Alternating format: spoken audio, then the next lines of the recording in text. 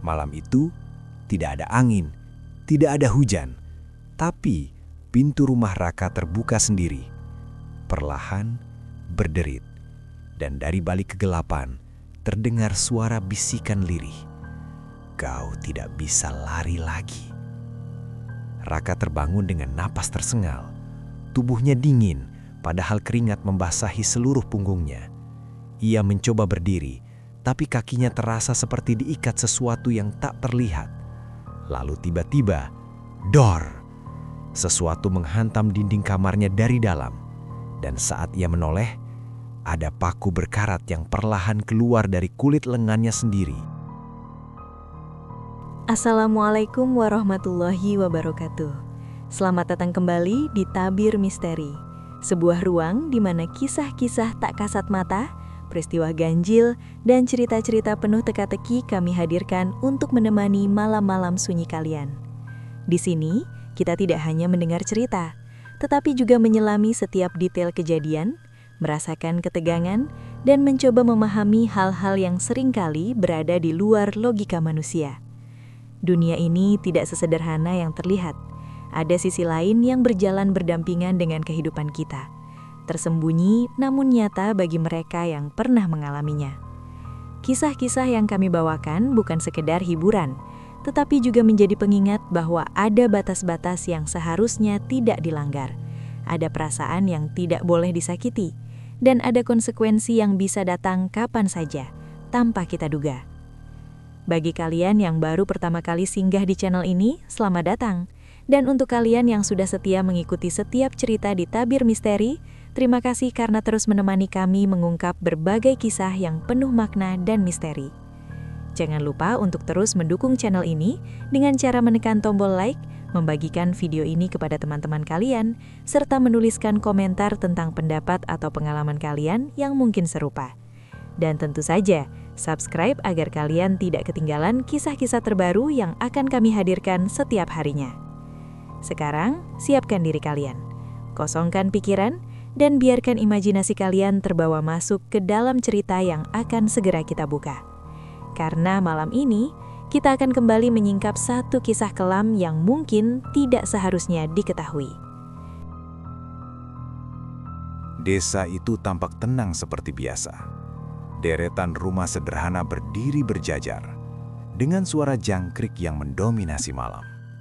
Namun, di balik ketenangan itu, ada satu rumah yang selalu terasa berbeda. Rumah milik Raka.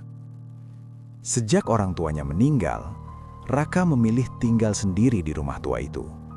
Bangunannya sudah mulai lapuk, cat tembok mengelupas, dan beberapa bagian atapnya bocor.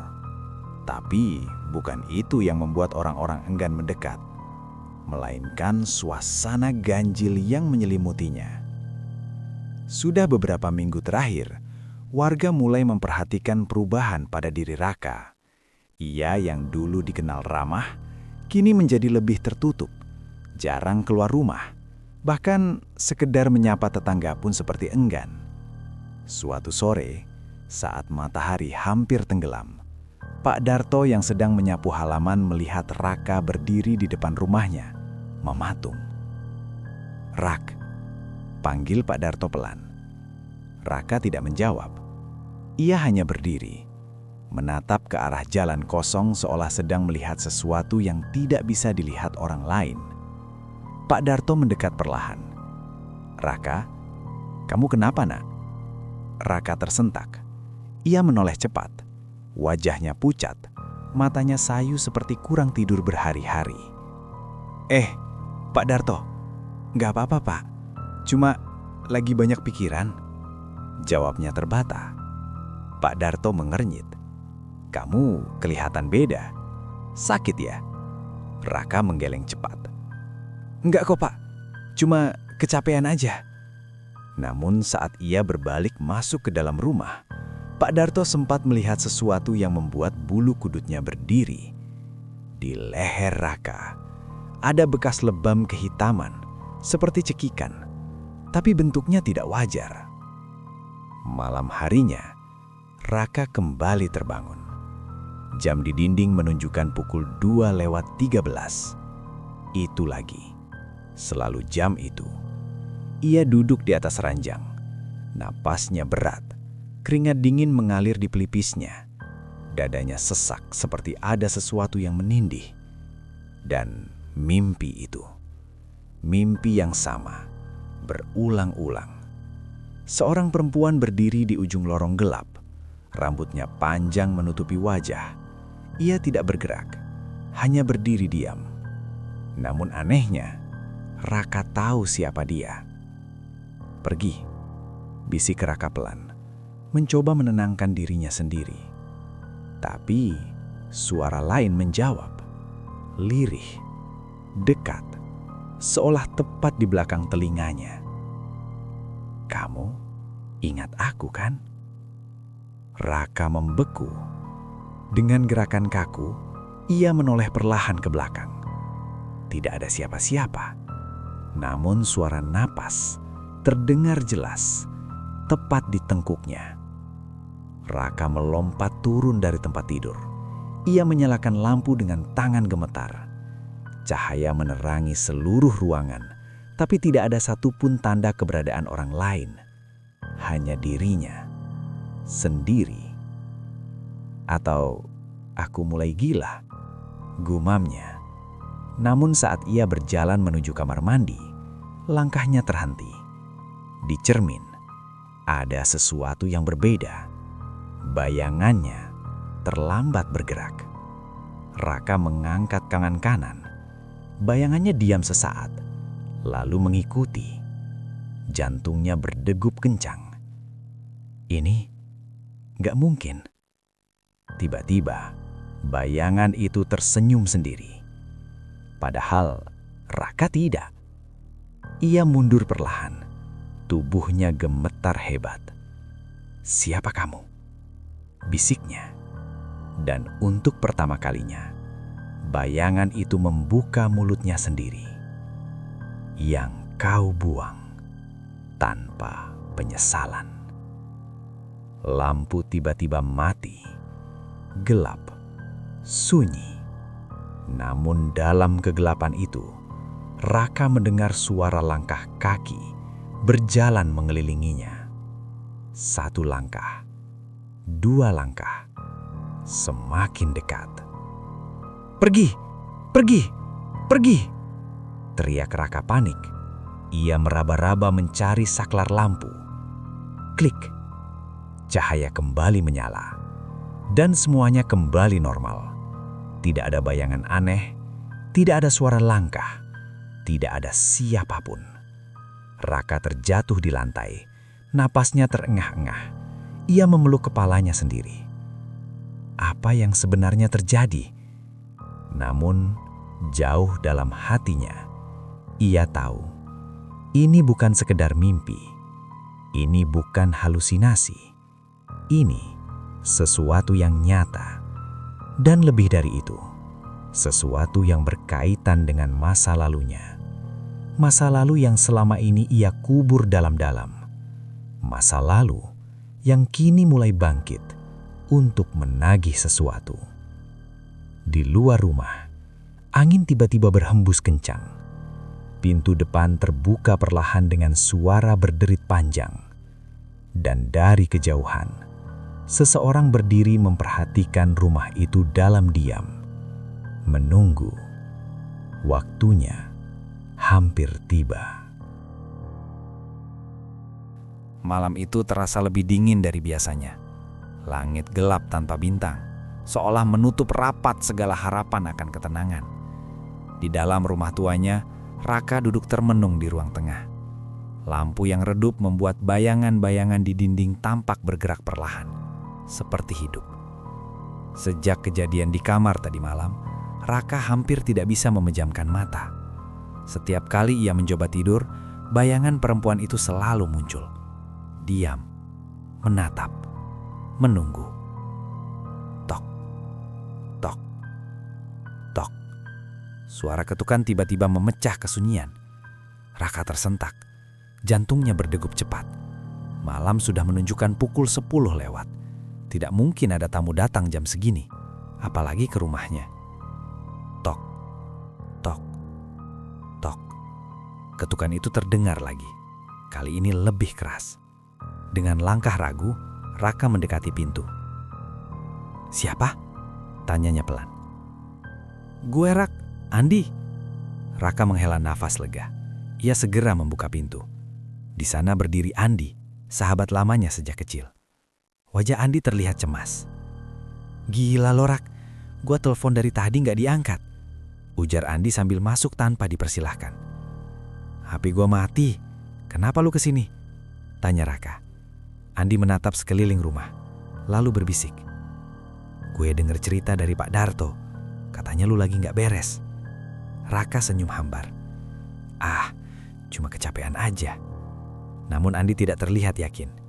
Ia duduk, lalu menatap Raka lekat-lekat. "Lu kelihatan kayak orang yang lagi dikejar sesuatu." Ucapan itu membuat Raka terdiam. Belum sempat ia menjawab, tiba-tiba lampu padam. Gelap total. Listrik mati?" tanya Andi. Raka tidak menjawab, karena ia tahu ini bukan pertama kalinya. Dan setiap kali lampu mati, sesuatu selalu datang. "Rak," panggil Andi lagi. Suaranya mulai terdengar tegang. Dalam gelap, terdengar suara krek, krek, seperti seseorang berjalan di atas lantai kayu.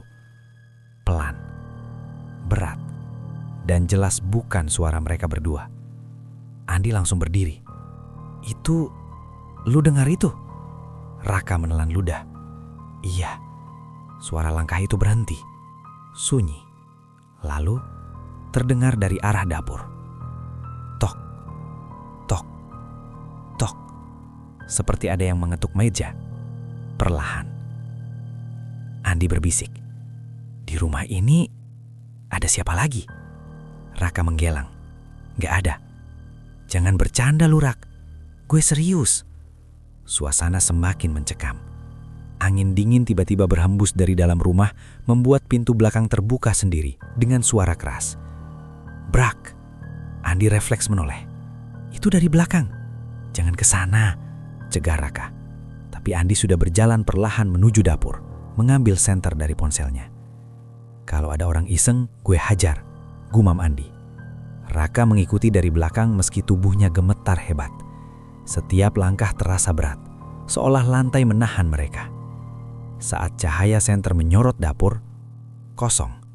Tidak ada siapa-siapa. Namun, kursi di sudut ruangan bergoyang perlahan, seperti baru saja diduduki seseorang. Andi mendekat pelan. "Ini tadi lu dudukin." Raka menggeleng. Tiba-tiba, plak, sesuatu jatuh dari atas meja. Andi menyorot ke arah suara. Sebuah gelas pecah di lantai. Padahal tidak ada angin, tidak ada yang menyentuhnya. "Rak," suara Andi mulai bergetar. "Ini nggak beres." Belum sempat Raka menjawab, dari balik pintu dapur muncul bayangan hitam. Diam, tinggi, dan perlahan bergerak mendekat. Andi membeku. "Itu siapa?" Raka tidak berani melihat. Namun bayangan itu semakin jelas. Sosok perempuan dengan rambut panjang menutupi wajahnya. Berdiri, hanya beberapa langkah dari mereka. Andi mundur pelan. "Rak, bilang kalau ini cuma halusinasi." Raka akhirnya menoleh. Dan saat ia melihat sosok itu, nafasnya berhenti. "Itu dia." Sosok itu mengangkat kepalanya sedikit. Dan dari balik rambutnya, terdengar suara lirih. "Kenapa kamu pulang kalau hanya untuk lari lagi?" Lampu tiba-tiba menyala kembali. Sosok itu hilang. Dapur kembali kosong. Andi langsung terduduk di lantai. Nafasnya tidak beraturan. Gue lihat itu, Rak. Gue lihat." Raka hanya diam. Wajahnya pucat. Karena sekarang bukan hanya dia yang melihat. Artinya, ini bukan mimpi. Ini nyata.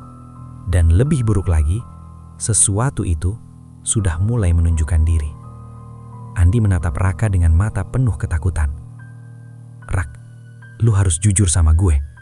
Ini semua tentang apa?" Raka menunduk, tangannya mengepal. Lalu dengan suara pelan, ia berkata, "Ini tentang seseorang yang seharusnya gak pernah kembali."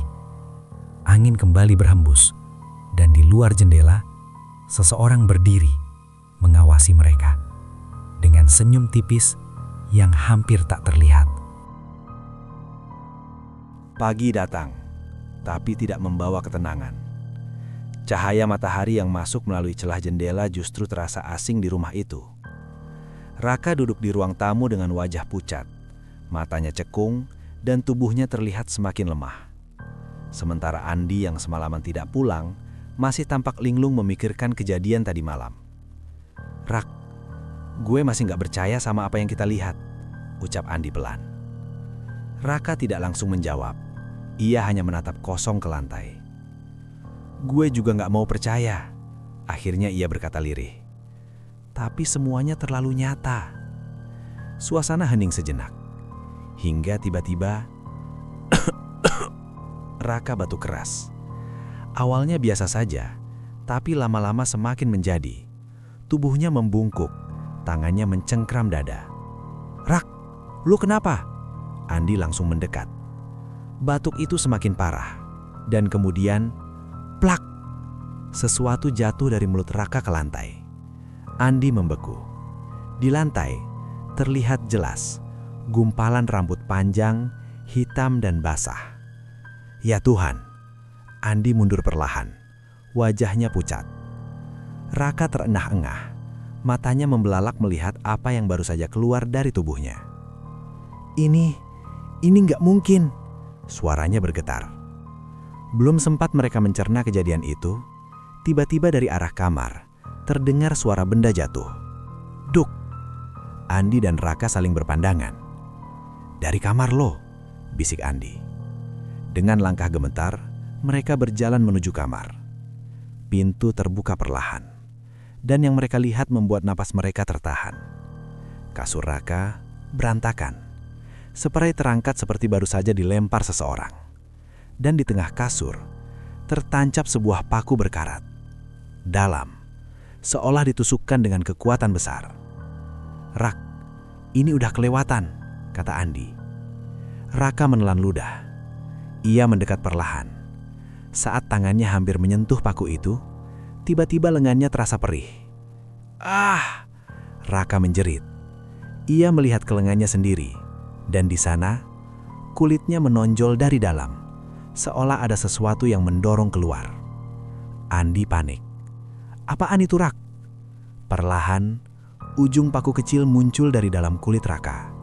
Keluar, disertai darah segar. Andi langsung mundur ketakutan. "Gue gak kuat lihat ini, Rak. Ini bukan sakit biasa." Raka gemetar hebat. Air matanya mulai jatuh. Gue harus cari bantuan." Tanpa pikir panjang, Andi berkata, "Kita ke orang pintar, sekarang."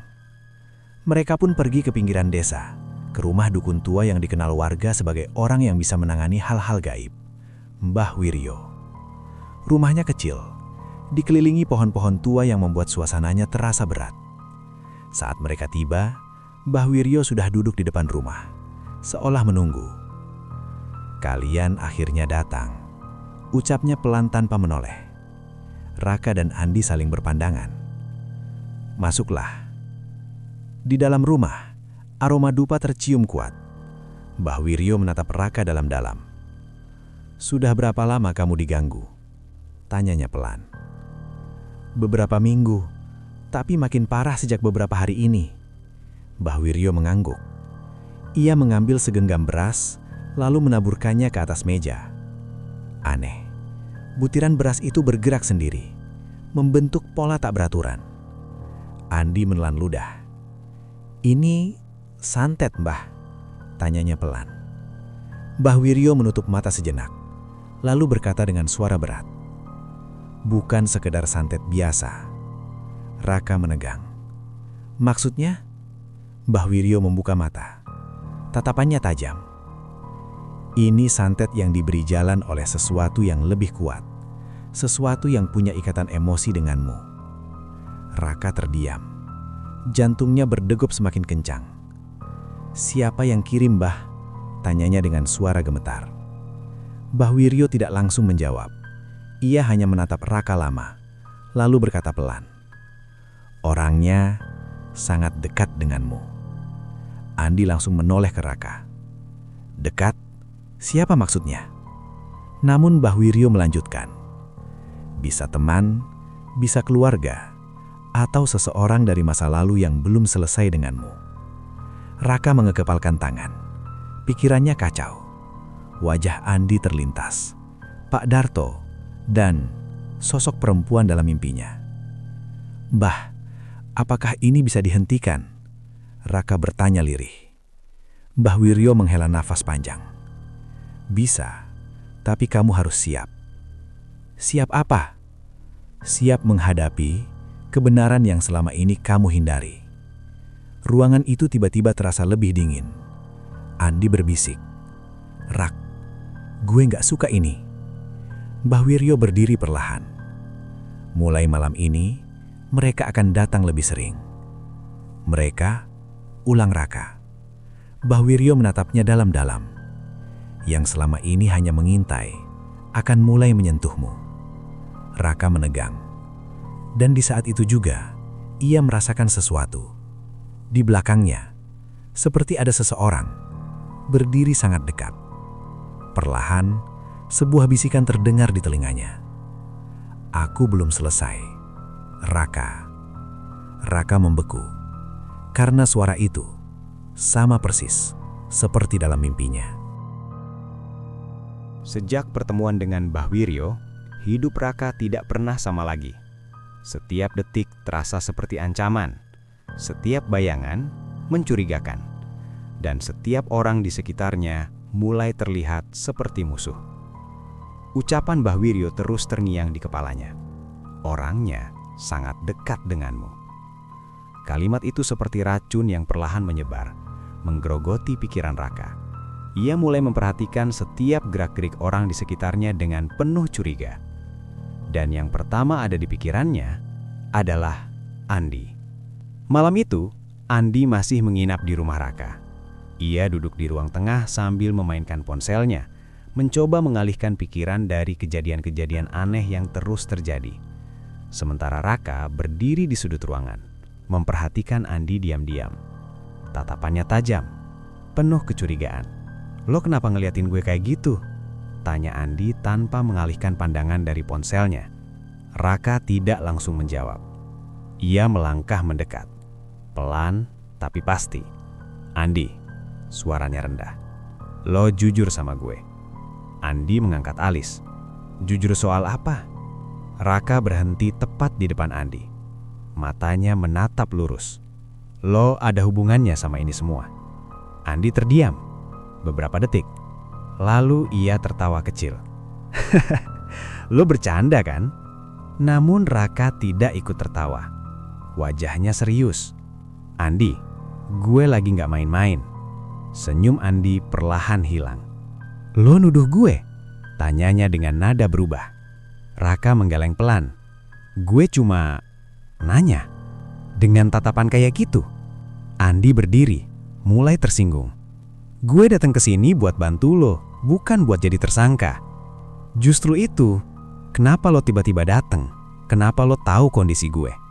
Andi terdiam sesaat. "Gue dengar dari Pak Darto."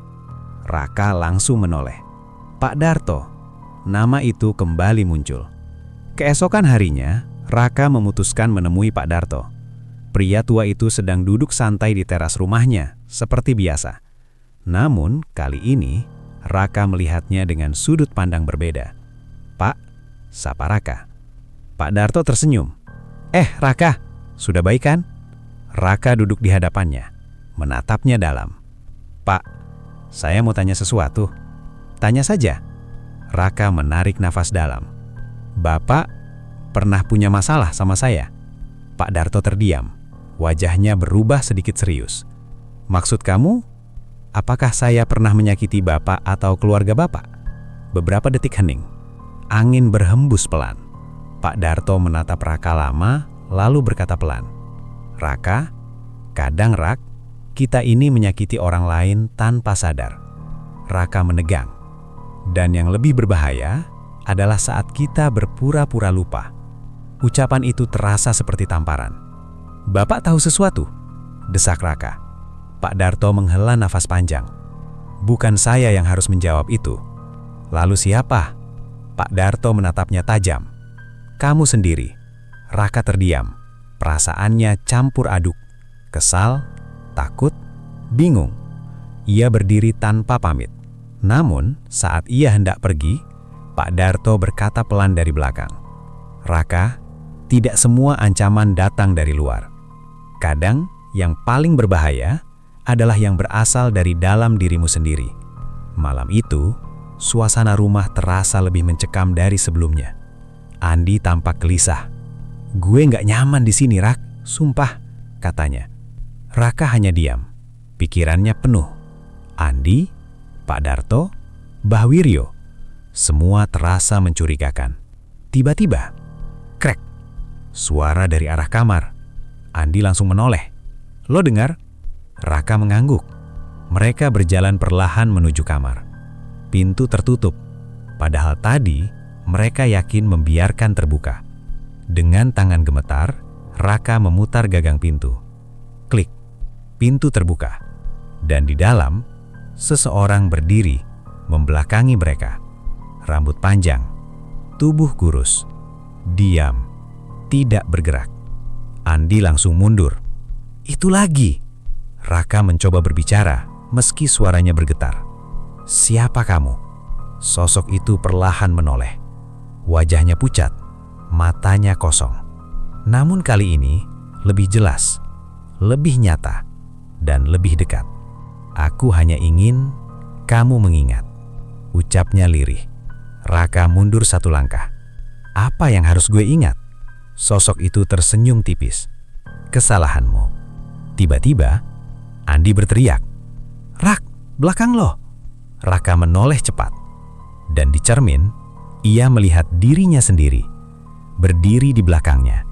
Namun dengan wajah yang berbeda, wajah penuh luka dan senyum yang mengerikan.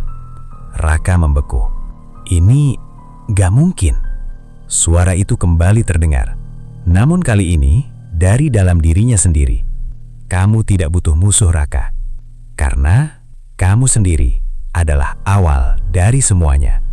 Lampu mati. Gelap.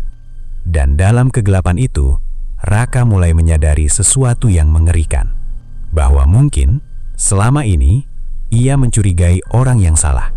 Dan kebenaran yang sesungguhnya jauh lebih dekat dari yang ia bayangkan. Malam itu akhirnya tiba.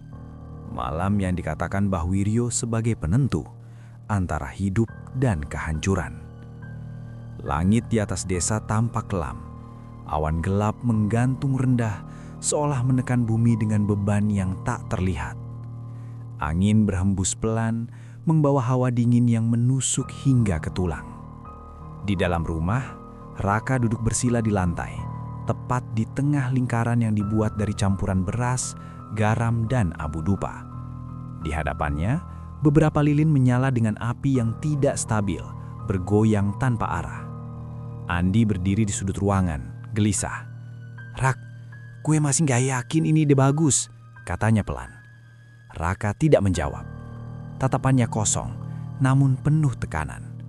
Mbah Wiryo berdiri di depan mereka, membawa sebuah mangkuk berisi air yang telah diberi doa. "Dengarkan baik-baik," ucapnya dengan suara berat. "Apapun yang kamu lihat malam ini, jangan keluar dari lingkaran." Raka mengangguk pelan. "Kalau kamu melanggar, mereka akan mengambilmu." Andi menelan ludah. "Mbah, mereka itu siapa sebenarnya?" Mbah Wiryo terdiam sesaat, lalu menjawab lirih, "Yang datang bukan hanya satu." Suasana langsung terasa semakin mencekam. Mbah Wiryo mulai melantunkan doa dengan suara pelan namun dalam. Kata-katanya terdengar asing, seperti berasal dari bahasa yang sangat tua. Api lilin mulai bergoyang lebih keras. Angin mulai masuk ke dalam rumah, padahal semua pintu tertutup. Dan perlahan, suhu ruangan turun drastis. "Rak," bisik Andi. "Ini mulai." Tiba-tiba, brak! Salah satu jendela terbuka sendiri dengan keras. Angin kencang masuk memadamkan satu lilin. Raka tetap diam, namun napasnya mulai tidak beraturan.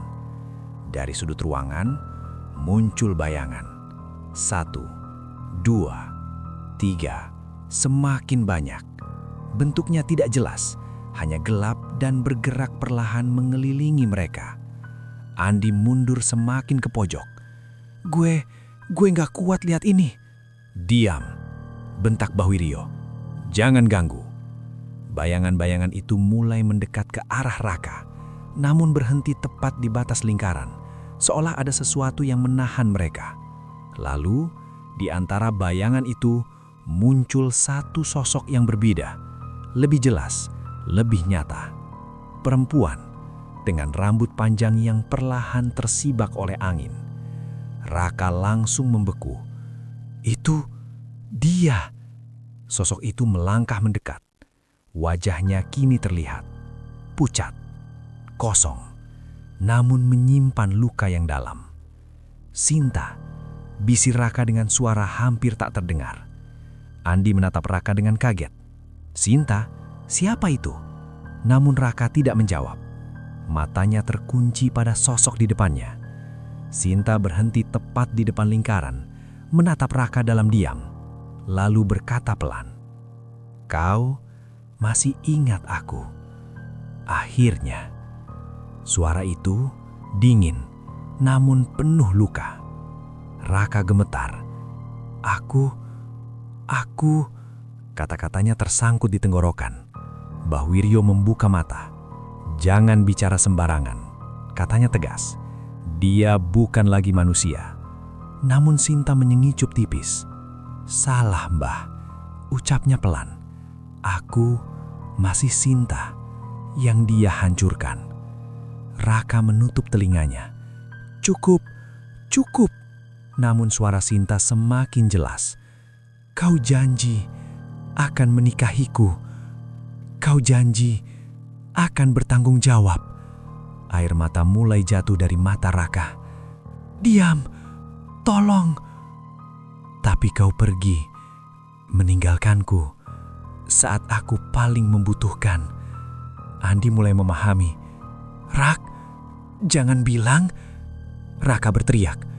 "Gue nggak siap waktu itu." Suasana mendadak sunyi. Bahkan angin berhenti. Sinta menatapnya lama. "Dan sekarang, kau siap menghadapi akibatnya." Tiba-tiba, semua bayangan bergerak bersamaan, mendekat, menekan batas lingkaran. Lilin-lilin mulai padam satu persatu. "Raka, fokus!" teriak Bahwirio. Namun Raka sudah kehilangan kendali. "Gue nggak mau ini, gue nggak mau," gumamnya. Sinta mengangkat tangannya perlahan, dan tiba-tiba tubuh Raka terangkat dari lantai, melayang. "Raka!" teriak Andi. Raka meronta. "Lepasin gue!" Namun kekuatan itu terlalu besar. Bahwirio segera menyiramkan air dari mangkuk ke arah Raka. "Dengan izin Yang Maha Kuasa, kembali!" serunya. Air itu mengenai tubuh Raka dan duar! Seperti ada ledakan tak terlihat. Tubuh Raka terhempas kembali ke lantai. Namun, Sinta masih berdiri. Tidak hilang, tidak pergi. Justru semakin mendekat. "Ini belum selesai," ucapnya pelan. Bahwirio terlihat tegang. Untuk pertama kalinya, wajahnya menunjukkan kekhawatiran. "Dia tidak bisa diusir," gumam Bahwirio. Raka terdiam, matanya kosong. Air matanya mengalir tanpa suara.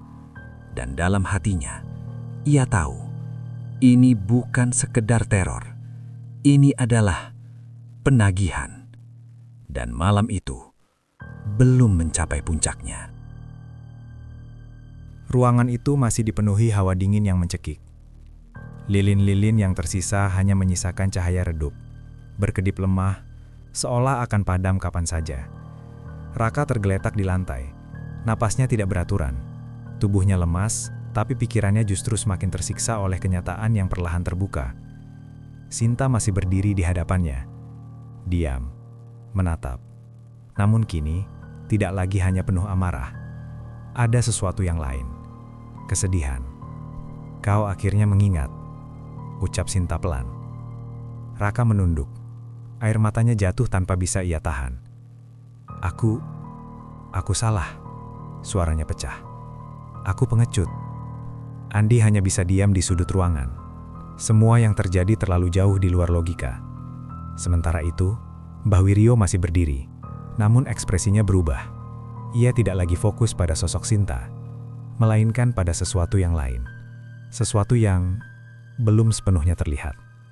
Kalian belum menyadari satu hal, ucap Mbah Wiryo tiba-tiba. Raka mengangkat wajahnya perlahan. Apalagi Mbah? Mbah Wiryo menatap ke arah sudut gelap ruangan. Ini bukan sekedar arwah penasaran. Sinta tersenyum tipis. Dan untuk pertama kalinya, ia melangkah masuk ke dalam lingkaran. Aneh, tidak ada yang menghalangi. Raka membelalak. Kenapa? Lingkarannya nggak ngaruh. Mbah Wiryo terdiam. Keringat dingin mulai mengalir di wajahnya.